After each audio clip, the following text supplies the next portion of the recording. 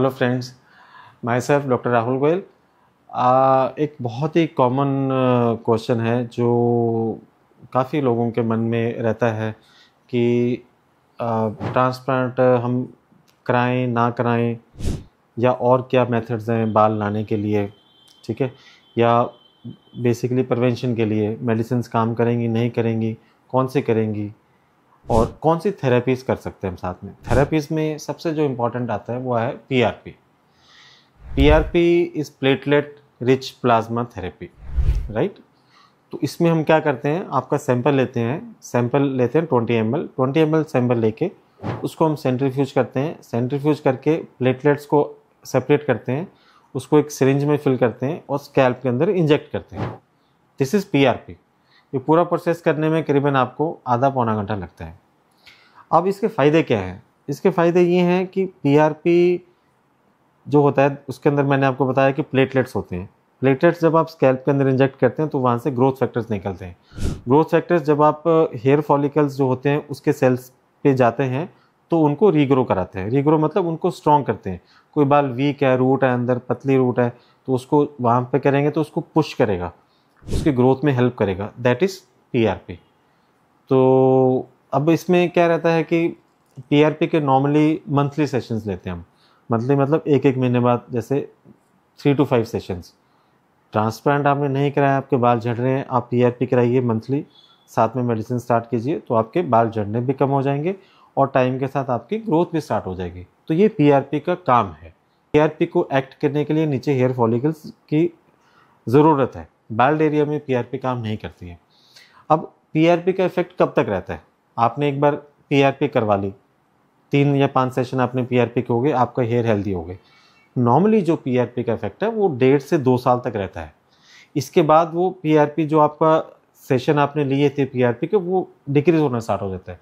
But ये कोई standard नहीं है कि 1.5 से 2 साल तक रहेगा। किसी का अगर पैटर्न बहुत स्ट्रॉन्ग है तो हो सकता है कम भी हो, किसी का पैटर्न स्लो है तो हो सकता है ज़्यादा भी हो। ऑन एन एवरेज मैंने आपको बताया कि 1.5 से लेकर 2 साल तक आपका पीआरपी का इफेक्ट रहता है। फिर आपको वही सेशन वही पैटर्न द्वारा रिपीट करना पड़ेगा कि 5 सेशन आपको पीआरपी के फिर लेने पड़ेंगे मंथली बेसिस पे। फिर आपके 2 साल निकल जाएंगे या 1.5 साल निकल जाएंगे। तो ये नॉर्मली पैटर्न रहता है, ठीक है। इसके साथ में पैटर्न को देखते हुए हेयर लॉस का पैटर्न कैसा है, हमें मेडिसिन भी देनी पड़ती हैं। मेडिसिन कितने टाइम के लिए देनी है वो डिपेंड करता है कौन सी मेडिसिन कितने टाइम के लिए रिक्वायर्ड है किसी को, ठीक है। पीआरपी नॉर्मली 3 to 5 सेशंस होते हैं, एक महीने के गैप पे होते हैं और 1.5 से लेकर 2 साल तक नॉर्मली पीआरपी काम करती है। उसके बाद आपको रिपीट करनी पड़ती है। साइड इफ़ेक्ट पीआरपी का कुछ नहीं है, पेनलेस प्रोसीजर होता है और हेयर फॉल को जो होता है उसको कम करता है काफ़ी। और ये स्टार्टिंग फेज़ में बहुत अच्छा है।